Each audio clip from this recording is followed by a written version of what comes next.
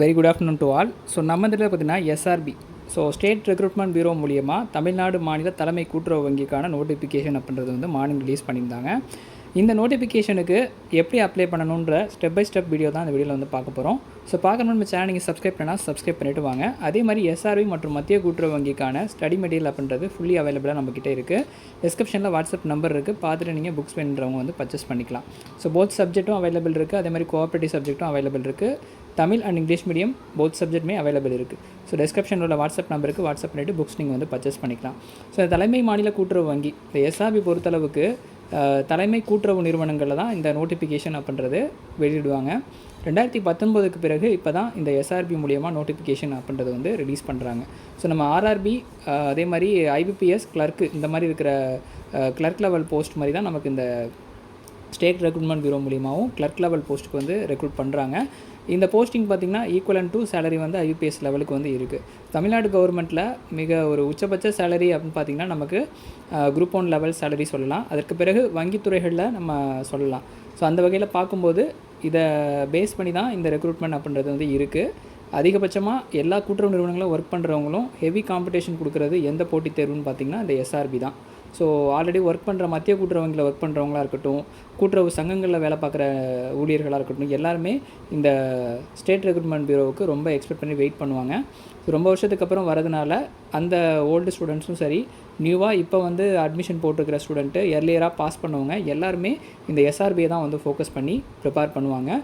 So இதை வந்து இந்த ஒரு வாய்ப்பை வந்து மிஸ் பண்ணிடாமல் இருக்கணும் அப்படின்றதுக்காக தான் நம்மளும் ரெகுலராக வீடியோஸ் வந்து மேக் பண்ணி போடுறோம். ஸோ மத்திய கூட்டுறவு நிறுவனங்கள் அதே மாதிரி மத்திய கூட்டுறவு வங்கி பொறுத்தளவுக்கு வந்து பார்த்திங்கன்னா மாவட்டத்தில் இருக்குது. ஒரு மாவட்டத்துலையும் குறிப்பிட்ட நம்பர் ஆஃப் வேகன்சிஸ் தான் இருக்குது. அந்த வேகன்சிஸ் கொடுத்துருக்கிற மாதிரி தான் வந்து ஃபில்லப் பண்ணுவாங்க.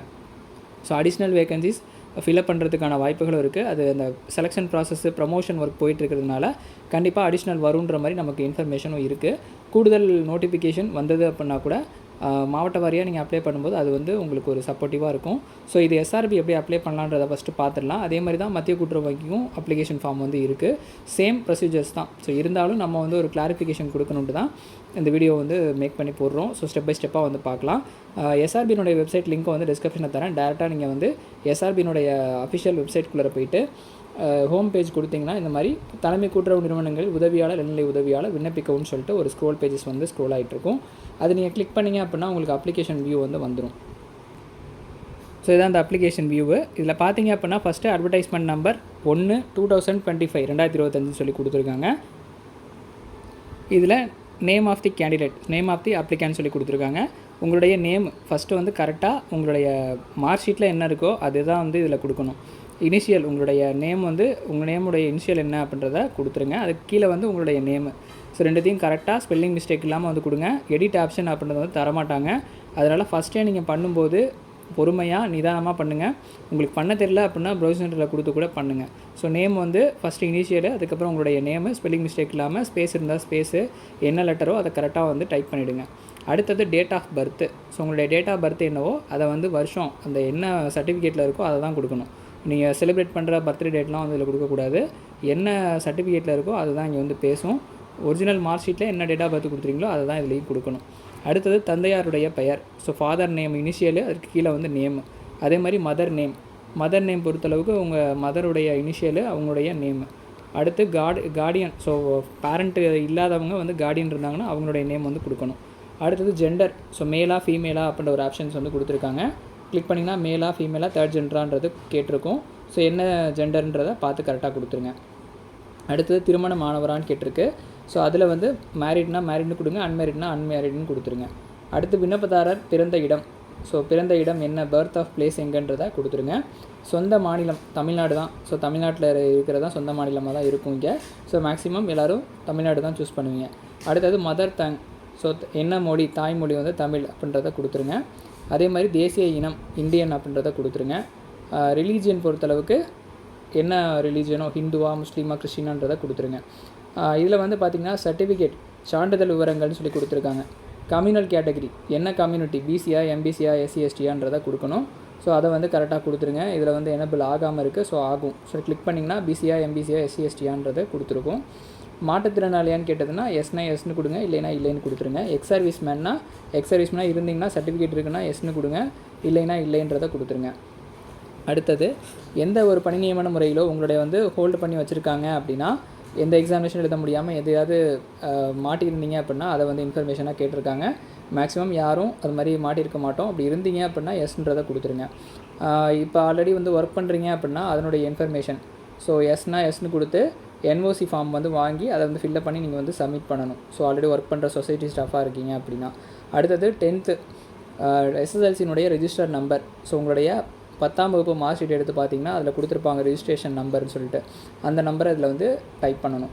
அடுத்தது தேர்ச்சி பெற்ற மாதம் வருடம். ஸோ அந்த சர்டிஃபிகேட் கீழே வந்து இருக்கும் எந்த வருஷம் டேட்டு அப்படின்றத கரெக்டாக கொடுத்துருங்க. மார்ச் மந்த் தான் மேக்ஸிமம் எல்லாருக்கும் மார்க் ஷீட் இஷ்யூ பண்ணியிருப்பாங்க. மார்ச் அல்லது ஏப்ரல் 2 மாதத்தில் ஏதாவது ஒரு மாதமாக இருக்கும். அதை பார்த்துட்டு கரெக்டாக வந்து கொடுத்துருங்க. அடுத்து பயிற்று மொழி. ஸோ எந்த மீடியமோ அதை வந்து சூஸ் பண்ணிவிடுங்க. கொஷின் பேப்பர் இதை வச்சு தான் வந்து கொடுப்பாங்க. தமிழ் மொழினா தமிழ், இங்கிலீஷ்னா இங்கிலீஷ். அதாவது 10th 12th என்ன படிச்சிங்களோ அதை வந்து கொடுங்க. அடுத்தது have you passed SSLC or diploma 3 years qualification. அதாவது ஹையர் செகண்டரி படிச்சிருக்கீங்களான்னு கேட்குது. கண்டிப்பாக ஹையர் செகண்டரி படிச்சிருக்கணும். அல்லது டிப்ளமோ படிச்சுட்டு டிகிரி படிச்சிருந்தாலும் இதுக்கு வந்து எலிஜிபிள் தான். ஸோ அது என்ன குவாலிஃபிகேஷனோ அதை வந்து கொடுத்துருங்க. டிப்ளமோனா 3 years டிப்ளமோ, ஐடிஐனா ஐடிஐ, ஹையர் செகண்டரினா ஹையர் செகண்டரின்றதை கொடுத்துருங்க. அடுத்தது பயிற்று மொழி. ஸோ இதுவும் வந்து தமிழ் மீடியம் தமிழ் மீடியம், இங்கிலீஷ்னா இங்கிலீஷ்னு கொடுத்துருங்க. மேல்நிலை வகுப்பு கல்விக்குழு இப்படியும் வந்து ஸ்டேட் போர்டாக தான் இருக்கும், தமிழ்நாடு ஸ்டேட் போர்டு. ஸோ இதில் படிச்சிருக்கீங்க அப்படின்னா ஸ்டேட் போர்டில் இல்லாமல் சிபிஎஸ்சி இது மாதிரி படிச்சிங்கன்னா மெட்ரிகுலேஷன், சிபிஎஸ்சினா சிபிஎஸ்சின்றதை கொடுத்துருங்க. அதுக்கப்புறம் அதனுடைய certificate number, UG degree. So degree கம்பல்சரியாக வேணும். என்ன டிகிரியோ கரெக்டாக அதில் என்ன கொடுத்துருக்காங்கன்றதை பார்த்துட்டு டிக் பண்ணுங்கள். அடுத்தது முதன்மை பாடம். அதில் வந்து மேஜர் சப்ஜெக்ட் என்ன, காமர்ஸ்னால் இப்போ பிகாம்னா காமர்ஸ்னு கொடுப்பீங்க. அது மாதிரி பிஎஸ்சி அப்படின்னா கம்ப்யூட்டர் சயின்ஸு, பிஎஸ்சினா மேக்ஸு, இது மாதிரி என்ன மேஜரோ அதை வந்து கொடுத்துருங்க.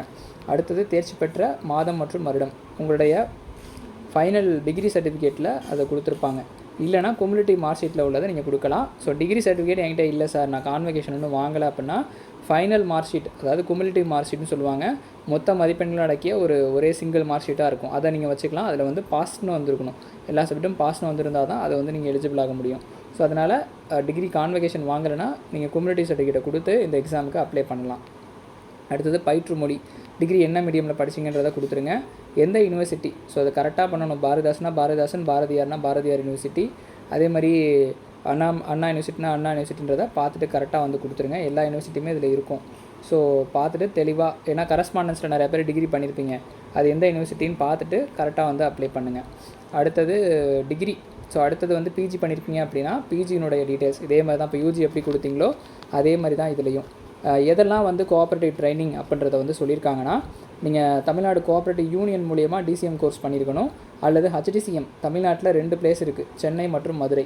அந்த இடத்துல நீங்கள் ஹையர் டிப்ளமோ படிச்சிருக்கணும். அல்லது பிகாம் ஹானர்ஸ் படிச்சிருக்கணும். பிகாம் ஹானர்ஸ் வித் கோஆப்ரேஷன் ஒரு சப்ஜெக்டாக வந்து படிச்சிருக்கணும், ஸ்பெஷல் சப்ஜெக்டாக.